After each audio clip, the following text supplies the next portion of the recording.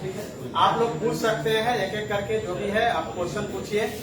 और जैसे रश्मि का खत्म हो जाएगा उसके बाद आप लोग के क्वेश्चन का जवाब देने के लिए हम आ जाएंगे। ठीक है, ज्यादा समय नहीं लेना है आप लोगों को, 20-25 मैक्सिमम 25 मिनट में आपको जितने क्वेश्चन है आप लोग पूछ लीजिए। ठीक है, चलिए। Thank you sir. मैं ग्रेजुएशन फर्स्ट ईयर में बीएससी कर रहा हूँ, मैं यूपीएससी क्रैक करना चाहता हूँ। तुरंत यहाँ लड़का तरफ में बैठ के आप फर्स्ट ईयर में हैं, आपके बारे एडमिशन आपका सब्जेक्ट क्या है? Physics honours. अच्छा, तो आपने कुछ डिसाइड किया होगा कि ऑप्शनल क्या रखेंगे आगे जाकर के? ये सब अभी तो डिसाइड नहीं हुआ है इसके हिसाब से। जी, तो मेरा ये सजेशन रहेगा कि आप फिजिक्स ऑनर्स कर रहे हो, ये सब्जेक्ट है भी यूपीएससी में, तो आप अभी से फिजिक्स का एटलीस्ट सब जो सिलेबस होता है और उसका जो क्वेश्चन होता है यूपीएससी में जो क्वेश्चन आता है वो आप अभी से देखें, अभी से सॉल्व करना शुरू करें, साथ साथ सॉल्व करना शुरू करें। क्योंकि जैसे मैंने बताया कि आपका ऑप्शन जो भी हो उसमें बैचलर लेवल का ही एक्सपर्टीज चाहिए होता है, और आप जब तक आप थर्ड ईयर फाइनल बैचलर्स करके निकलेंगे तब तक आपका ऑप्शन पूरा प्रिपेयर हो जाएगा। और ये मतलब तैयारी का बहुत बड़ा पार्ट होता है, क्योंकि तो 3 पेपर है, एसए, ऑप्शनल और एथिक्स, यही 3 डिफरेंस क्रिएट करते हैं। तो मेरा अभी आपसे आपका अप्रोच ये होना चाहिए कि आप अपना ऑप्शन पुख्ता कर लें जब तक आपका ग्रेजुएशन कंप्लीट नहीं होना है। हाँ, अभी से आप फाइनल तक आपका ऑप्शन कंप्लीट हो जाना चाहिए, ताकि उसके बाद आप फिर जीएस पढ़ सको। क्योंकि अभी से आप करंट अफेयर्स पढ़ोगे, मान लो आप न्यूज़पेपर पढ़ना स्टार्ट कर दो, लेकिन अभी से नोट्स बनाने का यूटिलिटी नहीं है, वो काफी मोटा नोट्स है, उतना रिवाइज नहीं कर पाओगे। तो बेटर है कि आप न्यूज़पेपर पढ़ने की आदत डालो और दूसरा के ऑप्शन आप अपना कंप्लीट कर लो। पढ़ाई के दौरान रिवीजन बहुत मायने रखता है, तो आपका क्या तरीका था रिवीजन?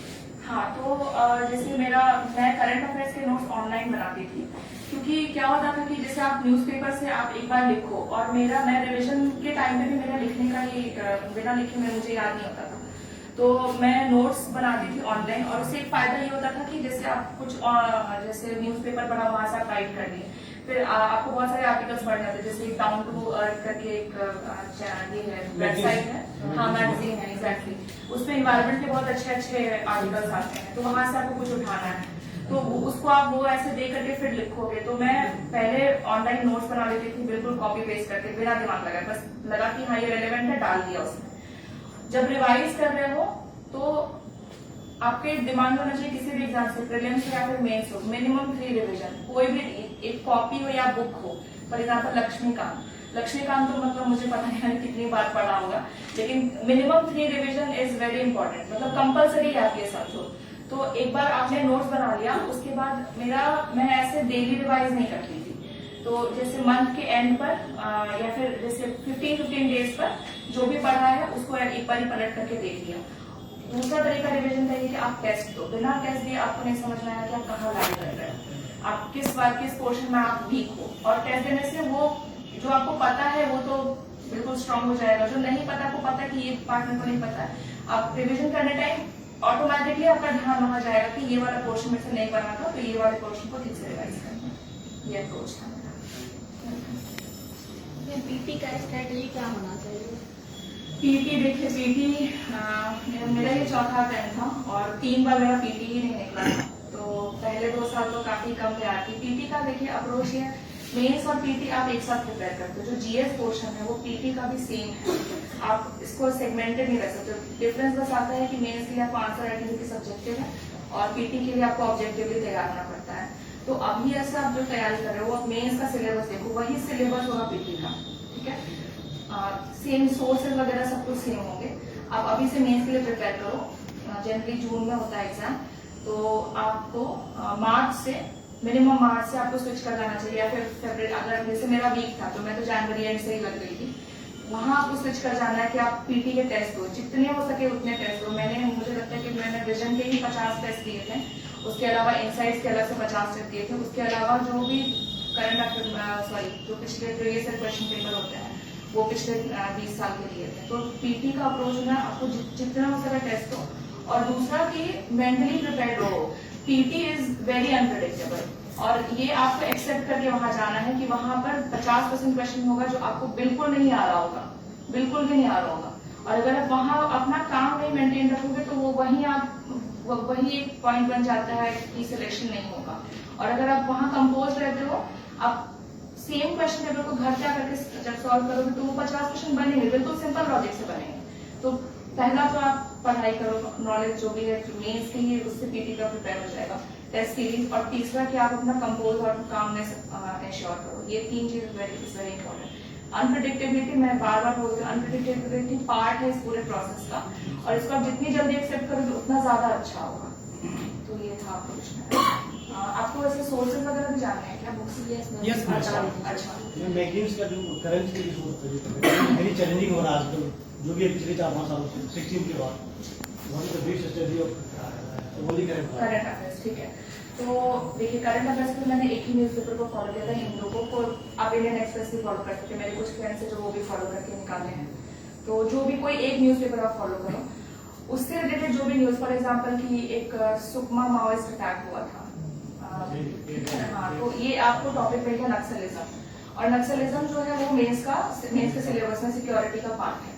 तो वो सिक्योरिटी वाले नोट्स में आपने वो उस अटैक का एज एन एग्जाम्पल इंक्लूड किया। उसके बाद आप उस न्यूज़पेपर में जो भी उससे रिलेटेड डेली आ रहा है, जैसे कि पुलिस का क्या अप्रोच था, ठीक है, तो ये आप इससे आपका एथिक्स प्रिपेयर हो जाएगा कि आपके डिस्ट्रिक्ट में ऐसा इस तरह का इंसिडेंट होता है तो आप क्या करोगे, ठीक है, तो इससे आपका एथिक्स प्रिपेयर हो जाएगा। अब वही मैं कह रही हूँ कि आप एक टॉपिक लेकर के चलो, उससे आपका बहुत सारा डायमेंशन क्लियर हो जाएगा। बहुत करंट अफेयर्स का मैं बता रही हूँ, तो उसमें आप देखो कि सिक्योरिटी वाइज आपका नक्सलिज्म हुआ, वो अटैक जो हुआ वो एज एन एग्जाम्पल हो गया कि जैसे कोई क्वेश्चन आ गया कि नक्सलिज्म का क्या ये है, अभी करंट सिचुएशन क्या है, इसमें आपके पास एग्जाम्पल है कि ठीक है कम हो रहा है बट अभी भी बहुत डास्टर्डली ये हो रहे हैं, अटैक्स हो रहे हैं जिसमें आप सुकमा अटैक दे सकते हो। तो ऐसे करके आप प्रिपेयर करो करंट अफेयर्स को। न्यूज़पेपर आपने पढ़ लिया, वो वाला चीज निकालिए, उसके बाद डेली जो आ रहा है उसको इंक्लूड करो। अब उससे रिलेटेड आप ये देखो कि उस टॉपिक से रिलेटेड कि गवर्नमेंट उस सेक्टर में क्या कर रही है, ठीक है, और तीसरा चीज होना चाहिए वे फॉरवर्ड, ठीक है। तो ये सब, और इसके लिए न्यूज़पेपर के अलावा मैंने इंटरनेट का बहुत सहारा लिया। आप कोई भी टॉपिक डालो, नक्सलिज्म, उसके बाद आप सीधे लिखो यूपीएससी, हाँ इंटरनेट पर लिखो नक्सलिज्म स्पेस यूपीएससी, आपको भर के मटेरियल मिल जाएंगे। कुछ ट्रस्टेड, आपको पढ़ते पढ़ते पता चल जाएगा कौन कौन से ट्रस्टेड रहते हैं, जैसे कि दृष्टि आईएएस का जो करंट अफेयर्स होता है वो काफी ट्रस्टेड है, मतलब क्रेडिबिलिटी उसकी हाई है। इनसाइट्स आईएएस का, हाँ इनसाइट्स आईएएस का भी, ये तो मैं फॉलो करती थी, तो यहाँ से आपको मिल जाएगा। तो ऐसे मैं कहूँगी कंपार्टमेंटल अप्रोच मत रखो। नक्सलिज्म जैसे अगर आया तो आप उसी दिन या 2-3 दिन लेकर के पूरा प्रिपेयर कर लो कि अटैक किस बारे में था, गवर्नमेंट ने अभी क्या किया, गवर्नमेंट ने पहले क्या किया, क्या करना चाहिए, ठीक है। ये करके उसमें जो डेटा आएगा ना, उसी डेटा से आपका प्रीलिम्स का प्रिपरेशन हो जाएगा। सिंपल जैसे समाधान स्कीम है नक्सलिज्म के लिए, सिंपल ऐसा प्रीलिम्स में ऐसा आपको लगता है कि वैसे बहुत टफ क्वेश्चन पूछते हैं, बहुत सिंपल रहता है। आप एक बार उस माइंडसेट में आ जाओगे तो वो बनेगा सवाल। सिंपल ऐसे पूछ देंगे कि समाधान scheme related to what, Naxalism आ गया, डिफेंस आ गया, ऐसे करके पूछ लेंगे, तो वहां से आपको प्रिपेयर हो गया प्रीलिम्स का क्वेश्चन। तो ये आपका अप्रोच होना चाहिए। आपको ज्यादा सोर्सेज नहीं अलग से फॉलो करना, आप न्यूज़पेपर फॉलो करो, वहां से टॉपिक उठाओ, उसके बाद उसको सर्च करो आप इंटरनेट पर, वहां से आपको पूरा सारा मटेरियल मिल जाएगा। नोट्स भी करना है, नोट्स मैं नोट्स बनाती थी, हाँ मैं नोट्स बनाती एवरी डे, थी, बिल्कुल करंट अफेयर्स में। फिर तो बहुत टाइम लगेगा। नहीं लगता है। देखिए आप, वही मैं कह रही हूँ कि आपने फर्स्ट डे नक्सलिज्म में टाइम दे दिया, उसके बाद जब डेली आ रहा है आपको बस 2 ही लाइन इंक्लूड करना है। मान लीजिए आगे जाकर के कुछ और इंसिडेंट हुआ, ठीक है, आपने पूरा नोट्स बना लिया नक्सलिज्म का कि अटैक क्यों हुआ, अभी स्टेट क्या नक्सलिज्म का, गवर्नमेंट उसके लिए क्या कर रही है, हम आगे का अप्रोच कर रहे हैं, सब कुछ प्रिपेयर हो गया। गॉड फॉरबिड अगर मान लीजिए कि सपोज की कुछ और नक्सलिज्म से रिलेटेड कुछ और डेवलपमेंट्स हो गए, आपको बस वो 2 लाइन ही इंक्लूड करना है, क्योंकि बाकी नोट्स आपने सब कुछ बना लिया है। इसीलिए मैं कह रही हूँ कि आप थोड़ा उसको ऐड करना है, बस 2 लाइन। इसीलिए मैं कह रही हूँ कि ऑनलाइन नोट्स बनाना थोड़ा ज्यादा हैंडी है, आप कहीं पे भी बैठ के रिवाइज कर सकते हो, उसमें ऐड करना बहुत आसान है, समझ रहे हो आप कि हाँ, क्योंकि आप कॉपी में कहाँ फिर एक नया पेज डालो या फिर उसमें लिखने के लिए फिर कहीं और हो जाएगा, तो compilation is very easy online notes. तो ये अप्रोच था करंट अफेयर्स के। नोट पे हाँ एवर नोट है, वन नोट है, मेरा 1 नोट पे रहता था, किसी पे भी कर सकते हैं जी, जो मंथली आते हैं जी, मैंने कभी किया नहीं है सर, मैं लेके डेली फॉलो करती थी और डेली नोट्स बनाती थी। तो मेरे को ऐसे मंथ एंड पर पूरा एक मैगजीन पढ़ना थोड़ा ज्यादा भारी लगता था, इसलिए मैं उसको डेली पढ़ूँ। हाँ, तो आप ये मत सोचो कि आप बस करंट अफेयर्स में 3 घंटा दे दो, आप ये देखो कि उस करंट अफेयर्स लेके आपका मेंस का भी प्रिपरेशन होगा, आपका पीटी का भी प्रिपरेशन, मेंस में जैसे नक्सलिज्म होता है बस सिक्योरिटी भी प्रिपेयर, आपका एथिक्स भी प्रिपेयर होता है। तो आप ऐसे सोच के देखो तो फिर टाइम कम लगता है। Satisfied ना?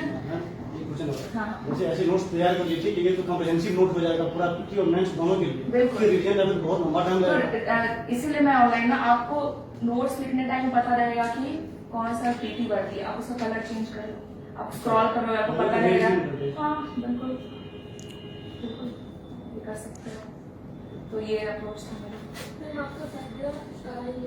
जी अच्छा, असल में ईसी जो है वो सब्जेक्ट नहीं था, इसका पार्ट नहीं था। और दूसरा ये था कि ह्यूमैनिटीज लेने का रीजन ये था कि वो जीएस में भी हेल्प करेगा। तो 2-3 पेपर थे जो कि जिससे अब आप मेरा पहला तो वो था कि किसका मटेरियल आसानी से मिल जाएगा जो जिसमें स्कोर करना आसान हो, और तीसरा था कि किससे जीएस में हेल्प मिले। तो 3 थे, PSIR था, दूसरा एंथ्रोपोलॉजी था, तीसरा सोशियोलॉजी था। तो मैंने तीनों के सिलेबस देखे, तीनों क्वेश्चन देखे। तो जीएस सोशियोलॉजी का जो पेपर 2 था उसके क्वेश्चंस ऐसे थे ना जिसके लिए मेरे को ऐसा अलग से प्रिपेयर करने का जरूरत नहीं था।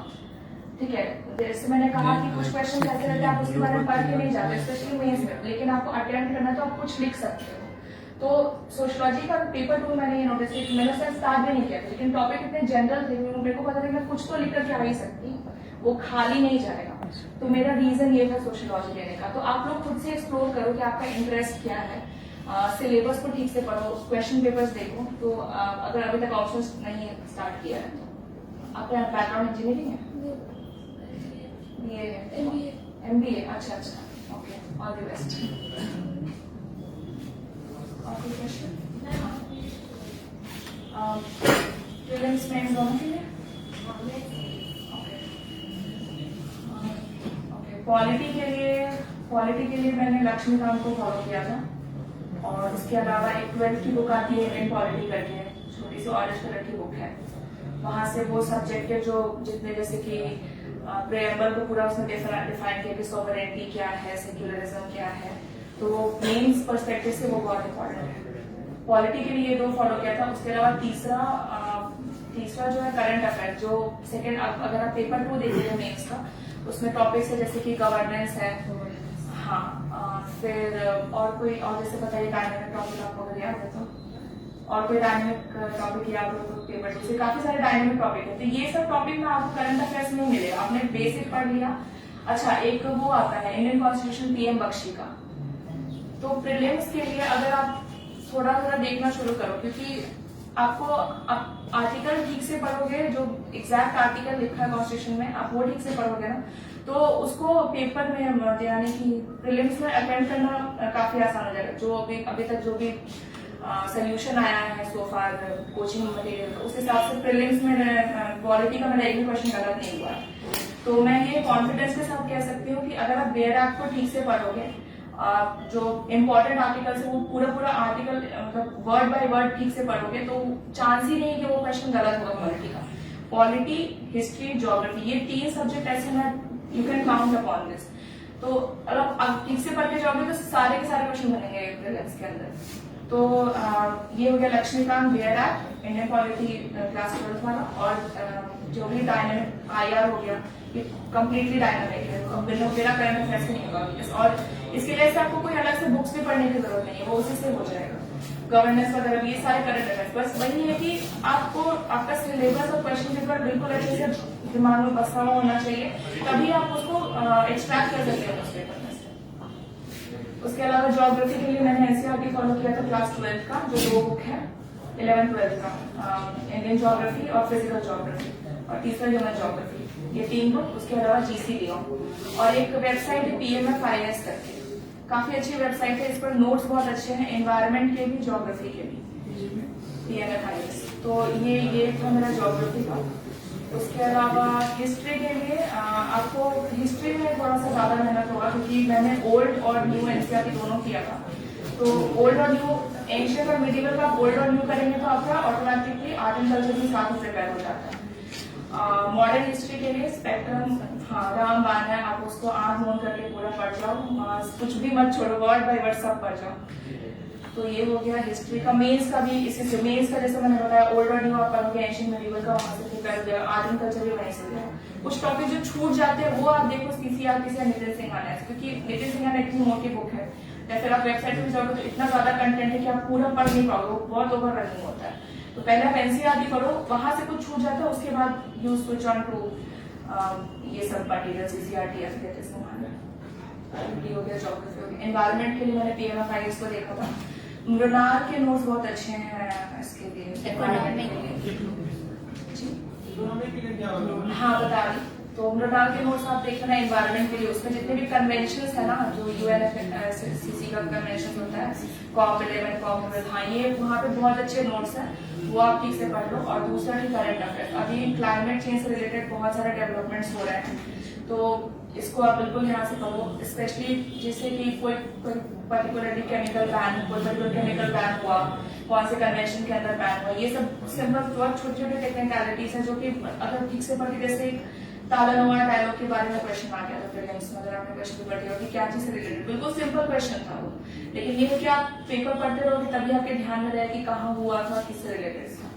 तो ये चीज करना है आपको एनवायरमेंट के लिए। इकोनॉमिक्स, देखिए इकोनॉमिक्स मेरा काफी वीक था, और हाँ, तो उसके लिए मैंने एनसीईआरटी पढ़ा था मैक्रो इकोनॉमिक्स, और उसको आप बार बार पढ़िए, वो इतनी टेक्निकल किताब है और इतने जिस्ट में लिखा है कि वो एक बार में समझ नहीं आएगी, किसी को भी नहीं आती है।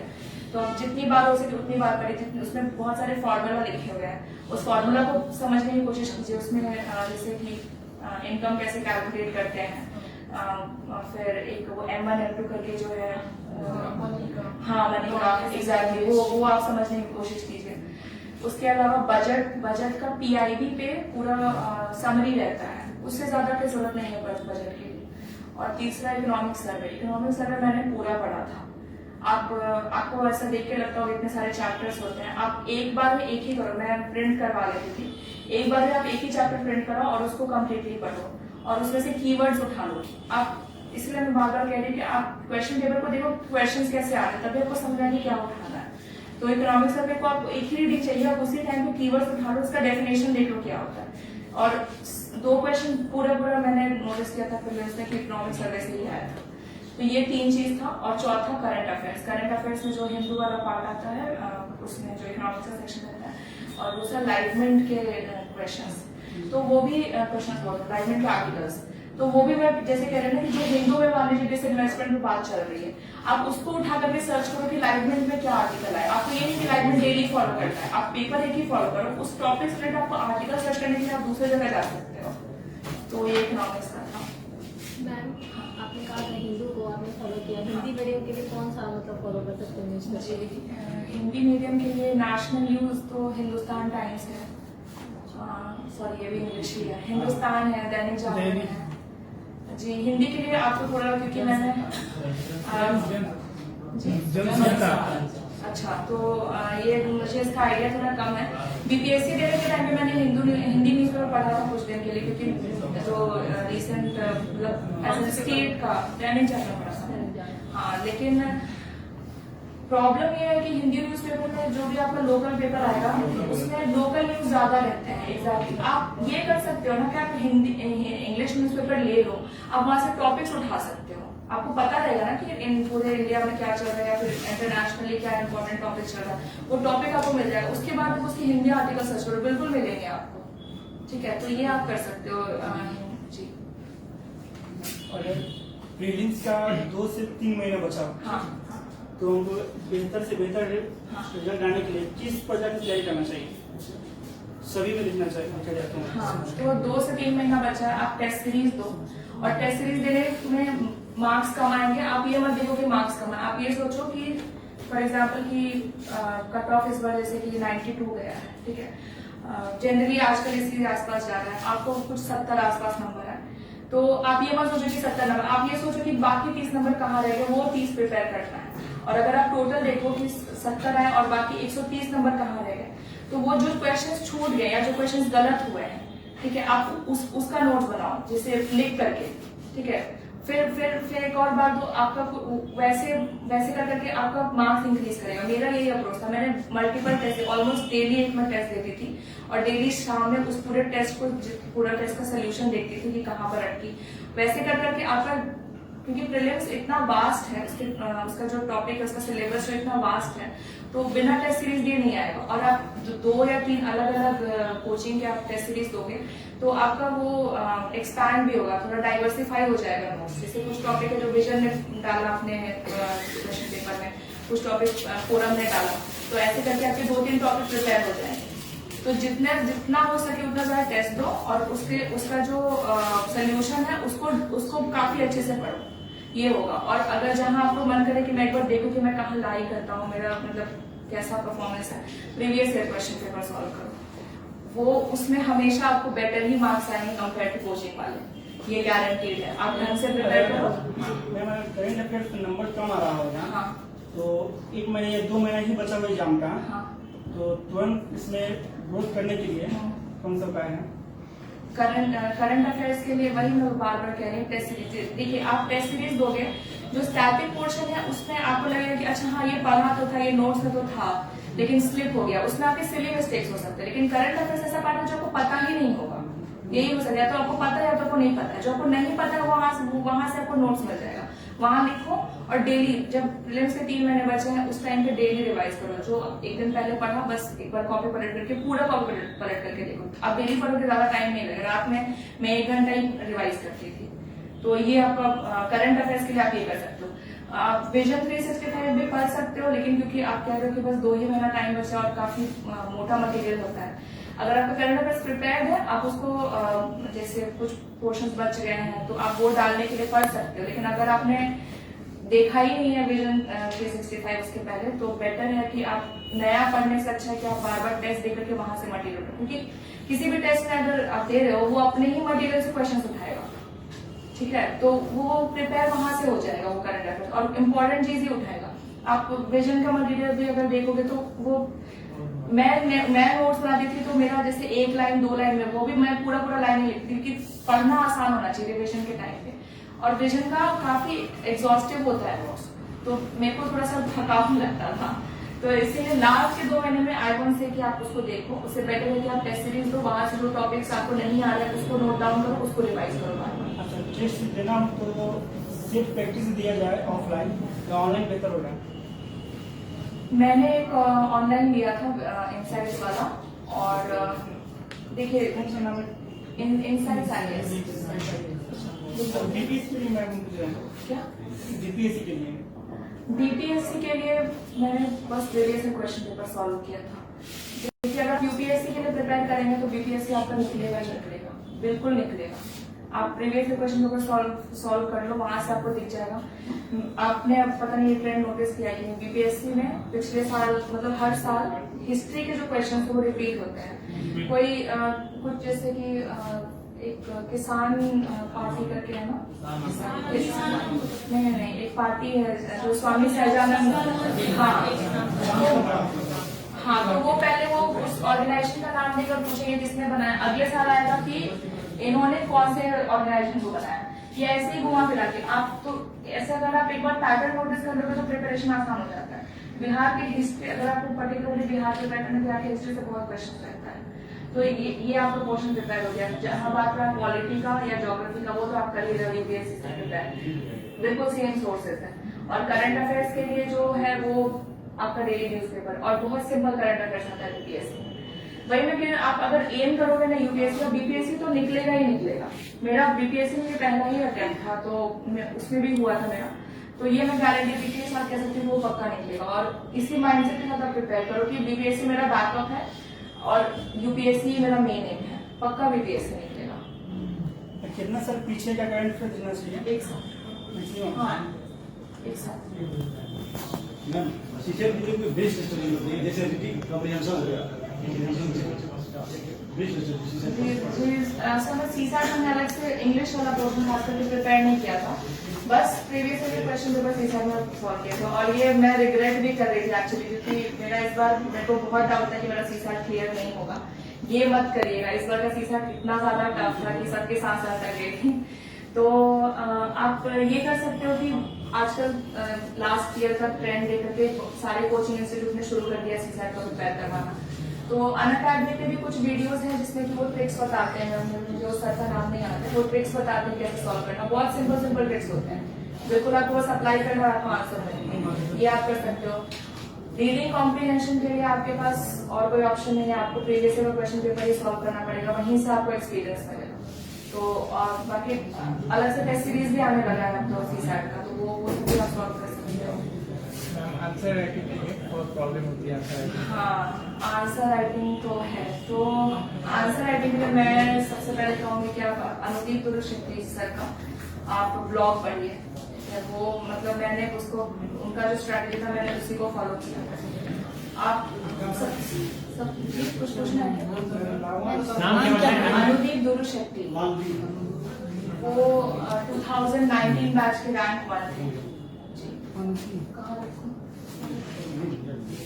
अभी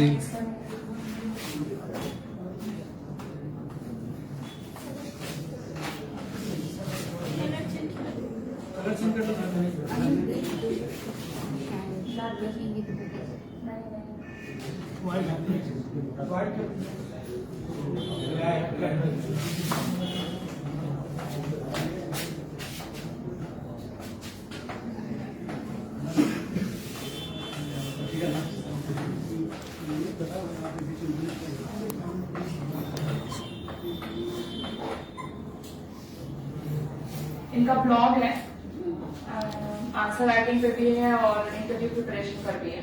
तो आप इनका ब्लॉग पढ़िए कि कैसे करते हैं आंसर राइटिंग को। दूसरा ये आंसर राइटिंग के साथ सबसे बड़ा चैलेंज है कि आपको डर लगता है कि मेरा आंसर मतलब नहीं हम प्रिपेयर हैं, अच्छा नहीं लिखाएगा। तो ये डर से ऊपर उठिए। जो आपका, ये सर भी सेम बात बोलिए, आपका जो पहला आंसर होगा वही आपका सबसे बेकार आंसर होगा, उसके बाद आप इम्प्रूव ही करोगे।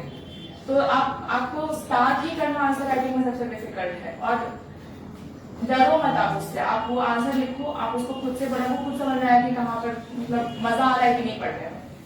तो ये सेल्फ इवैल्यूएशन है। तो आंसर राइटिंग बिना प्रैक्टिस के नहीं होगा, आपको शुरुआत करना है। और मेरा था कि मैं कम से कम डेली ये डालते हैं ना IAS बाबा पे, या फिर इनसाइट्स IAS पर भी डालते हैं डेली 5 क्वेश्चन सॉल्व करने के लिए। ये मैं करती थी, अब 5 नहीं करती थी, 2-3 ही लिख लिया, जो टॉपिक मेरा प्रिपेयर है मैंने वही लिख लिया, लेकिन डेली लिखती थी। तो ये अप्रोच था। और जैसे कि वीकेंड में हो गया तो एक पूरा फुल लेंथ पेपर सॉल्व कर लिया। तो इनसाइट्स है ना, वो काफी उसके जैसे 40 टेस्ट होते थे। तो ये आप कर सकते हो कि हर एक वीक के एंड में आप पूरा एक फुल लेंथ टेस्ट दे सकते हो। तो मेरा इस पीरियड के टाइम पर मेरा ये नहीं था कि मेरे को 3 घंटे में सॉल्व करना है, मेरा ये था कि मेरे को कंटेंट बनाना है और पेपर कंप्लीट करना है। तो 3.5 घंटा 4 घंटा भी लगता था पेपर कंप्लीट करना। लेकिन ये था कि मैं सारे आंसर लिखूं, क्योंकि मेरे को सारे आंसर इवैल्यूएट करवाने हैं। मैं जहां भी पेपर सबमिट कर रही हूँ, मेरा मोटिव ये था कि मेरे को सारे आंसर इवैल्यूएट करने, बस कंटेंट मेरा प्रिपेयर हो जाए ठीक से। तो इस टाइम पे मैं टाइम को नहीं ध्यान देती थी, जितना भी टाइम लगे मैं बैठ करके पेपर सॉल्व करती उठती थी, जितना भी टाइम लगे पेपर कंप्लीट करती। टाइमिंग पर ध्यान आएगा प्रीलिम्स के बाद, तब 3 घंटे में जितना हो रहा है उसके बाद उठो। और ये मेरा इनिशियली नहीं हो रहा था, कुछ 16 क्वेश्चन पे या 15 क्वेश्चन पर अटक जाती थी। लास्ट के पेपर में जाकर के मेरा मतलब जब मेंस अप्रोच न लगा तब जाकर के मेरा कुछ पेपर कंप्लीट हुआ था। तो बिना प्रैक्टिस के नहीं हुआ। फाइनली मेरा मेंस पेपर में, क्योंकि मैंने इतने ज्यादा पेपर सॉल्व किए थे, तो मेंस में मतलब पेपर कंप्लीट भी हुआ और लास्ट के 5 में बचा रिविजन के लिए भी, एक्सेप्ट फॉर एथिक्स पेपर काफी लेंथी था। उसके अलावा सारे पेपर में बस 5-5 मिनट टाइम बचा था। तो जितना प्रैक्टिस करोगे उतना फ्लुएंसी आएगा राइटिंग में। लास्ट क्वेश्चन मिला, ये वैसे है, ऐसे का टॉपिक काफी फिलोसफिकल होगा। हाँ। मतलब वो रीड करने के बाद पता नहीं चलता क्या लिखे कहाँ से लिखे। बिल्कुल। तो ये क्या इसके डिफरेंस?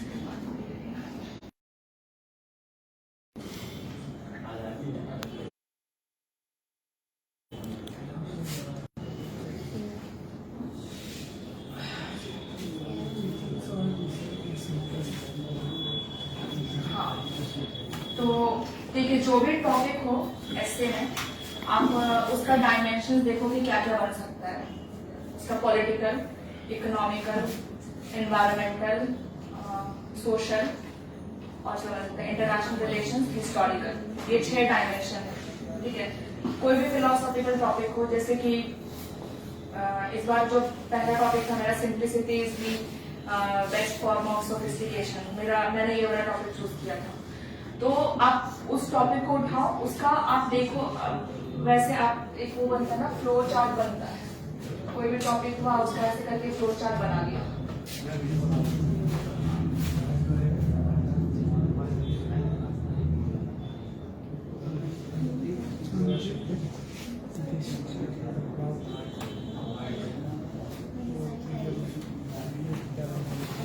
तो जैसे कोई भी टॉपिक हो, जैसे सिंप्लिसिटी था, तो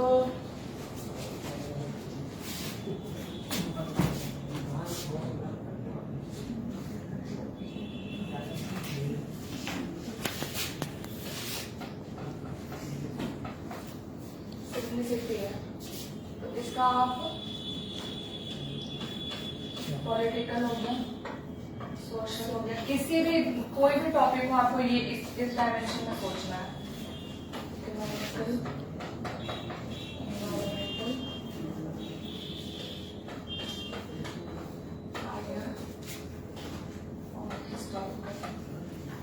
अब इसके बाद हर एक टॉपिक के अंदर आपको जो फिलोसफिकल में बता रही हूँ, क्योंकि उसमें आपके पास डेटा वेटा नहीं, क्या आप डेटा दे सकते हो, यहाँ आपको एग्जाम्पल्स में खेलना है। तो पॉलिटिकल एग्जाम्पल्स, आप पॉलिटिकल रिलेटेड आप एग्जाम्पल दो और जस्टिफाई करो उस टॉपिक को। तो जैसे कि पॉलिटिकल में शायद मैंने एपीजे अब्दुल कलाम का एग्जाम्पल दिया था। तो इस तरह करके आप जब एस्से में आपके पास ना बहुत इनफ टाइम रहता है, 1.5 घंटा आपके पास एक एस्से के लिए रहता है, और 1000 वर्ड लिखने के लिए 1 घंटा इज मोर देन इनफ। तो आपके पास आधा घंटा टाइम है सोचने के लिए। तो आप जब घर पे भी प्रिपेयर कर रहे हो एस्से के लिए, एस्से राइटिंग जब प्रैक्टिस कर रहे हो, तो आप वही 1.5 घंटा लेकर, मान लो एक एस्से लिखना, 1.5 घंटा लेकर के बैठो, आधा घंटा उस पर पूरा थॉट दो कि क्या क्या एग्जाम्पल्स बन सकते हैं, कैसे हम लोग टॉपिक को। और मेरा ये अप्रोच था कि जैसे पॉलिटिकल लिखा, जो पॉलिटिकल का मान लीजिए टॉपिक दिया, उसके नीचे जो भी 3-4 पैरा हुआ है, हर एक पैराग्राफ में आपका you should and up justifying that topic. तो फिलोसॉफिकल ऐसे आप अप्रोच कर सकते हो, मतलब ये इस स्ट्रक्चर से जाओगे तो आपको ये नहीं सोचेगा ना कि क्या लिखें, इसमें क्या लिखें। तो ये वाला अप्रोच काफी मतलब हैंडी आता है। आप और भी सारे टॉपर्स का आप देखोगे पिछले साल के क्या अप्रोच था, ऑलमोस्ट सारे टॉपर्स यही वाला अप्रोच बताते हैं, this is the best approach है। इंटरनेशनल रिलेशन जैसे सिंप्लिसिटी आप बता सकते हो कि फॉर एग्जाम्पल नाम ले लें, नॉन लाइन मूवमेंट, ठीक है, बिल्कुल आप उसको ऐसे जस्टिफाई कर सकते हो कि उस टाइम पर it was the simplest approach, किसी का साइड नहीं लेना, it was the simplest approach. और वो काफी हमारे फेवर में भी काम किया, कोल्ड वॉर को खत्म करने में भी काम किया। और क्योंकि वो despite being it very simple, वो इतना डिफिकल्ट था, ठीक है, आप सोफिस्टिकेशन को भी कर रहे हो जस्टिफाई, तो डिस्पाइट बीइंग सिंपल ठीक है हम किसी का साइड नहीं लेंगे, लेकिन वो इतना डिफिकल्ट था, उसको मेंटेन करना इतना डिफिकल्ट था, तो आप वैसे जस्टिफाई कर सकते हो। मतलब मैं ये नहीं कह रही इंटरनेशनल रिलेशन, बट ऐसे वर्ल्ड अफेयर्स में मैं बोल रही हूँ, तो आप किसी और कंट्री का एग्जाम्पल ले सकते हो। जैसे कि अब मान लीजिए कि वाटर स्कार्सिटी वाला कुछ आ गया टॉपिक, तो उसमें आपने इंडिया का भी एग्जाम्पल दिया। अब वर्ल्ड अफेयर्स में आप जैसे यूरोपियन कंट्री जैसे वाटर हैंडल करते हैं, वहां का एग्जाम्पल दे सकते हो। तो मैं डायमेंशन की बात करूँ, जितना ज्यादा डायमेंशन होगा आपके एस्से में उतना अच्छा। दूसरा चीज है कि बहुत लोग एस्से को कोट से स्टार्ट करते हैं, कोटेशन से या फिर किसी स्टोरी से, तो मेरे को कोटेशन नहीं याद रहते थे, तो मैंने दोनों ऐसे या तो किसी स्टोरी से या किसी ना किसी कोई ना कोई न्यूज आप उठा लो वहां से। जैसे कि सेकंड टॉपिक मेरा जेंडर वाला क्वेश्चन था ना, पेट्रियार्की रिलेटेड, तो वो मैंने किसी डेटा से स्टार्ट किया था। वो एक डेटा था जिसमें कि जस्टिफाई कर सकते हो आप कि कैसे पेट्रियार्की जो है वो जेंडर वुमेन पावर को ये करती है, दबाने की कोशिश करती है। तो इस तरह की बहुत सारे डेटा है, जैसे सेक्स रेशियो उठा लो, एक इकोनॉमिक सर्वे का आया था, उसमें बताते हैं कि कैसे 68 million girls are missing genocide की वजह से, इन्फेंटिसाइड की वजह से। तो आप ये कोट करके फिर वहां से आप स्टार्ट कर सकते हो। तो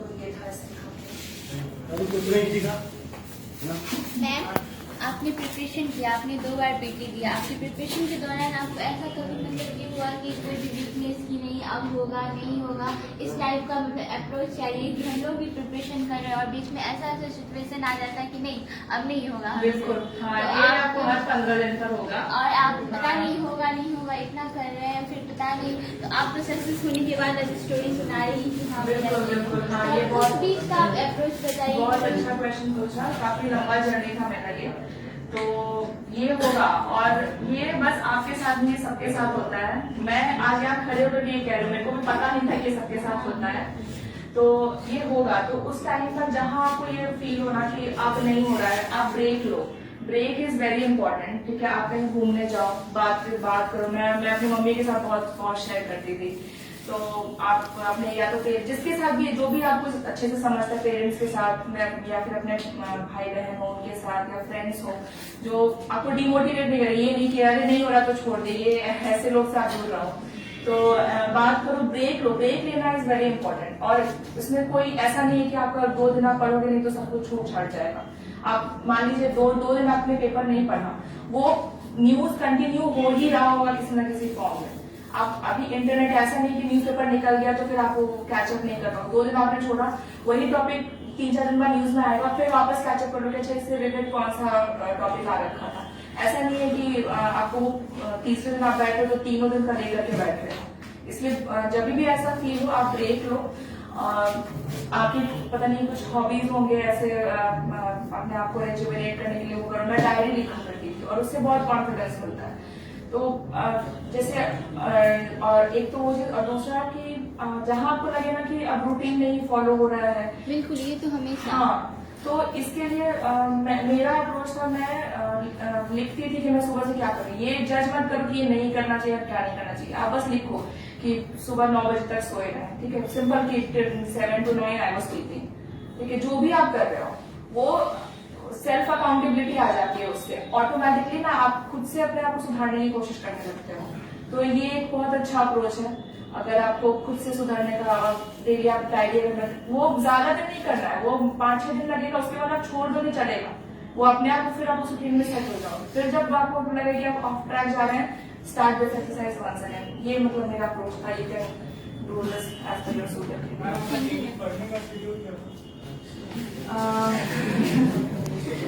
पढ़ने का जी मेरा शेड्यूल था। मैं जल्दी उठती थी, मैं कभी भी 6 बजे उठा करती थी या कभी 5 बजे। सुबह में ही मेरी पढ़ाई ज्यादा अच्छे से होती थी। तो मान लीजिए कि 5 बजे उठे, 6 बजे पढ़ने बैठे, 6 से लेकर के 9 बजे तक पेपर मेरा कंप्लीट हो जाता है, न्यूज़पेपर। उसके बाद फिर वही 10 बजे से वापस से शुरू किया। तो न्यूज़पेपर जैसे मैंने बताया जो टॉपिक्स मेरे उस दिन थे उससे रिलेटेड मैंने जीएस को प्रिपेयर किया, प्रीलिम्स रिलेटेड प्रिपेयर कर किया। फिर सुबह में ही जो मैंने बताया कि 5 आंसर राइटिंग करती थी, तो वही जो भी 2-3 आंसर लिखने में आधा घंटा से ज्यादा टाइम नहीं लगेगा, ना लगना चाहिए। आपको ये नहीं कि आप एक ही क्वेश्चन लेकर के पूरे दिन बैठे हो जाओगे, आधा घंटा लेकर के बैठो, वो 3 क्वेश्चन आधा घंटा में खत्म करके होगी। ये आपका प्रोजेक्ट होगी। तो इसमें ऐसे 12-1 आसपास बच जाते थे। फिर उसके बाद खाना पीना, आराम किया, फिर वापस 2:30-3 बजे से मैं ऑप्शन पढ़ना शुरू करती थी और वो मेरा रात तक कंटिन्यू होता था। मतलब जब तक मैं सो रही तब तक मेरा ऑप्शन का मतलब कंटिन्यू होता था। वीकेंड्स पे, इनिशियली वीकेंड्स पे मैं टेस्ट लेती थी, जो भी फुल एंड टेस्ट हो, या तो प्रीलिम्स हो या फिर मेंस हो, वीकेंड्स पर लेती थी।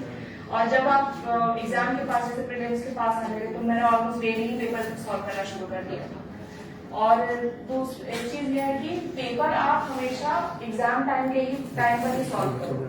जैसे 9 से 11 होता है पहला पेपर, और अगर मेंस देखो तो 9 से 12 और 2 से 5, वो उसी टाइम पर बैठ करके आप प्रिपेयर करो, तो उससे ऑटोमेटिकली कॉन्सेंट्रेशन आता है एग्जाम के टाइम पे। वो उस माइंड से आप जब एग्जाम में बैठोगे तो आपको लगेगा कि कुछ अलग कर रहे हैं, आपका माइंड आप अवेक रहेगा ऑटोमेटिकली उस टाइम। तो ये ऐसा रूटीन होता था। देखिए, अब ऐसा नहीं है ना कि आपको 12 घंटे पढ़ना जरूरी है, 14 घंटे। मैंने एक बार कोशिश किया था कि देखूं कैसे कितने घंटे पढ़ती हूँ, तो इफेक्टिवली 9 घंटे होता था पूरे दिन का, 8 से 9 घंटे। और ये भी डेली नहीं, कभी 6 घंटे, कभी 7 घंटे, वैसे होता था। तो ऐसा नहीं है, लेकिन जितने टाइम आप पढ़, आप 8 घंटा से ज्यादा एक एवरेज माइंड मुझे लगता है कॉन्सेंट्रेट कर नहीं पाएगा। तो ये है कि 8 घंटा अगर आप पढ़ रहे हो तो पूरी तरह से पढ़ रहे हो, फोन वोन बंद करके साइड करके रखो, बस पढ़ाई पर ध्यान दो। तो ये बहुत इंपॉर्टेंट है। तो जितने देर भी आप पढ़ो, आप फोकस बेटर